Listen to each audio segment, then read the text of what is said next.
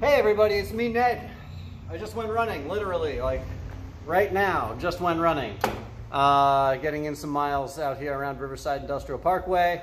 But I'm gonna tell you now about one of my favorite wines for the summer. One of my favorite white wines. I don't know, hopefully this works so you can see it. Maybe the camera's focusing. This is Pierre Olivier Bonhomme Touraine Sauvignon Blanc. Made by a guy named Pierre Olivier Bonhomme. The wine itself is lovely, but also sort of the story and background on it is really cool and interesting and awesome, and a good example of like how things sort of sometimes work in the natural wine world and the Loire Valley.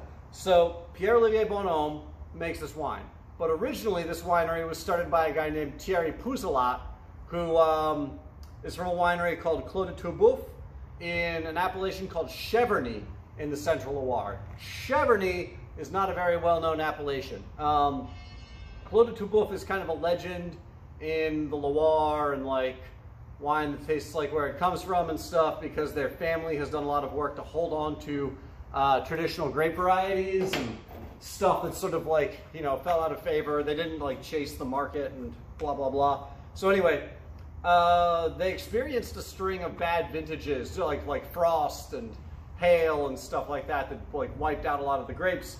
So Thierry Puzelat, in order to like support himself and keep things going, started this separate winery to buy grapes from people that he knew and then still be able to make wine and like get through these, you know, really rough years. But then as things got busier again at his family's winery, Clos de Toubouf, and his brother was getting ready to retire, he had to, you know, he couldn't do everything and he was trying to figure out what to do. Oh right, he started a wine bar too.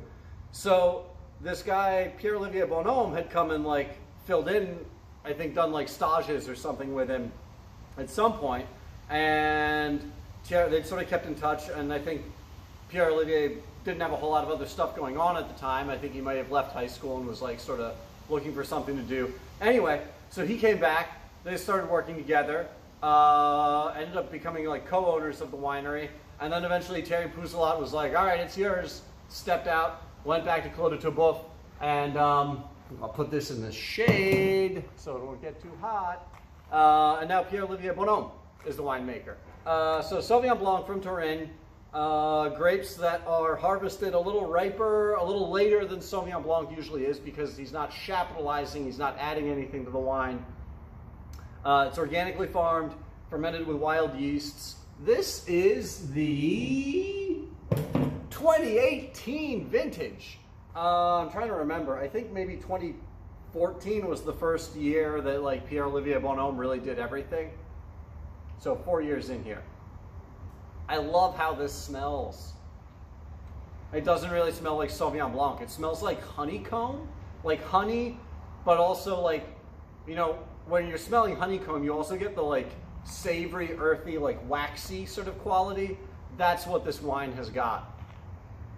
It's like ripe and fruity, but also savory and earthy at the same time. Like it makes me think of like a ripe mango, which is like super ripe, like lush sort of, you know, aromatic fruit, but also sort of this like pungent, savory sort of quality at the same time.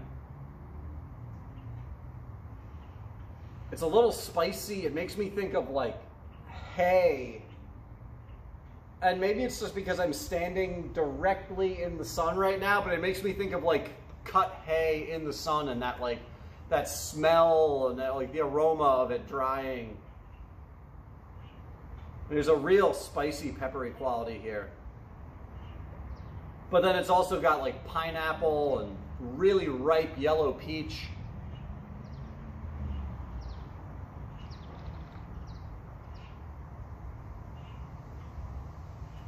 It's lush on the palate. There's that ripe fruit that you like, from what I said, that you'd expect. This like juicy white grape, like really ripe gooseberry, peach, pineapple sort of like fruit. But then it also has this, there's this mouthfeel. There's this like richer, lusher than you normally ever get from Sauvignon Blanc. So it has this more like thoughtful, deliberate sort of character the way it sits in your mouth. But then there's also this spicy character, this thing that comes in the mid-palate.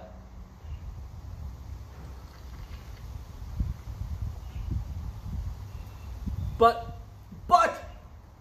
it has lovely acidity that balances it and makes it like crisp and bright and fun. It's like fun, hey, how's it going? Like, this is great, the weather's beautiful, let's go to the beach kind of wine. It's not like sit down and, I don't know, it's uplifting, it's fun wine. It's great fun, really interesting, like really unique, thoughtful Sauvignon Blanc. I freaking love this. And it's like around 20, a little over $20 a bottle. It's not that expensive for this like really cool, special, unique, like thing that's, and beyond that, like it's actually important in the firmament of the wine world. Like this wine, this is an important wine. Like this is a wine that introduced a lot of people to natural wine, and it's not that expensive. So, you know, take your Screaming Eagles, take your, I don't drink expensive wine. I don't know what expensive wine is, because why? Why would you even bother? Go drink this. This is fantastic. Look, here. Look, it's insane. This is so good. Go get this.